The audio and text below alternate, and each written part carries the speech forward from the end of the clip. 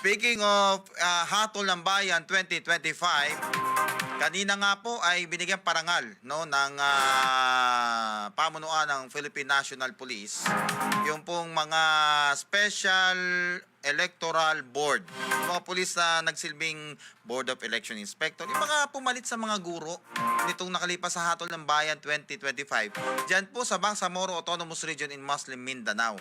Magunita mga kababayan na marami po mga guro ang nagsipag-atrasan dahil nga po sa pangamba na rin sa kanilang kaligtasan. Kaya po yung ating mga pulis mula sa iba't ibang rehiyon sa bansa naglakas ang loob at nagsanay sa ilalim po ng Commission on Elections para po mapangasiwaan ng maayos, mapayapa yung eleksyon doon sa lugar na yon. Ha? Kaya naman relentless no yung naging approach ng PNP doon sa mga illegal na gawain doon. Bagamat may mga naitalang insidente pero sabi nga goods na goods. No? Dahil overall, batay doon sa assessment ng PNP, generally peaceful yung nakalipas na halalan.